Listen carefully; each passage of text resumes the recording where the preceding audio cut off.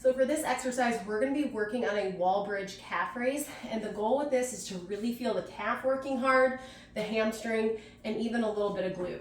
All you're going to need is a wall, preferably with bare feet. You can also do it with shoes, or if you need a little bit more grip on the wall, in the clinic I'll use kind of like some of those cabinet liners. I'll put it on the wall, and it just gives me a little bit more grip for this exercise, which we'll see in a second why we need that. All right, so what we're gonna do is we're gonna start off in a setup with both feet on the wall, and I want us to be just slightly back from 90. The farther you are away from the wall, the harder this will be. So your first thing is I want you to feel your feet super glued to the wall, and I want you to think about trying to drag the wall down with your feet or scraping paint off the wall, but because they're super glued, they can't move. And what that's gonna do is it's just gonna slowly kind of curl your pelvis off the ground, almost like your tailbone's scooping between your legs and our hips are lifting off. Once your hips clear the ground, what I want you to do is don't let anything move, pull one leg back off the wall. And I'm continuing to try to pull the wall down, and right now I can feel calf and hammy and even a little glute. Now from there, I want you to lift your heel just a little bit, and I want you to get a sense for trying to pull the wall down with the ball of your foot. So I'm just sitting here trying to scrape my foot down the wall, but it's not moving. And you might be able to see the shakes already. I'm feeling calf, hammy, and some glute. Now, you might just start there, and that might be plenty, but the goal of the exercise is to get to the point of doing a calf raise.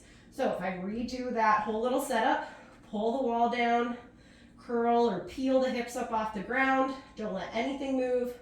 Knee comes back just slightly. I'm not having us tug it all the way here, just slight.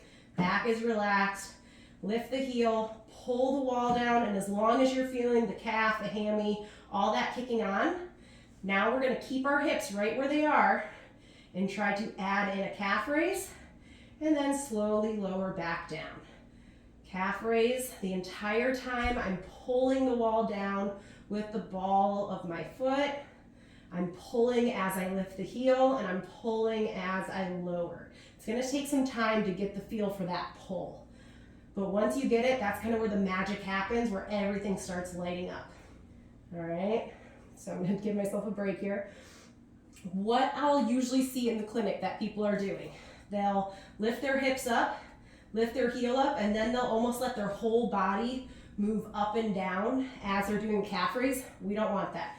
We want to make sure the hips stay up and they stay there the whole time.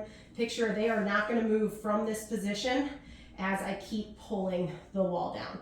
All right. The other thing, we want to make sure we're getting a full calf raise. I want you to think about at the top of this calf raise, you're almost pulling the heel bone into the Achilles, or you're trying to squeeze the Achilles muscle, or not muscle, tendon as hard as you can. And that might help to activate a little bit more of a lower calf muscle, some peroneals, and really just get a little extra range out of your calf raise. Just make sure you go nice and slow, make sure the hips don't move, and make sure that you have that sensation of the dragging, because that's what really turns on the calf and the hamstring. So go ahead and give that a try. Make sure you're doing both sides.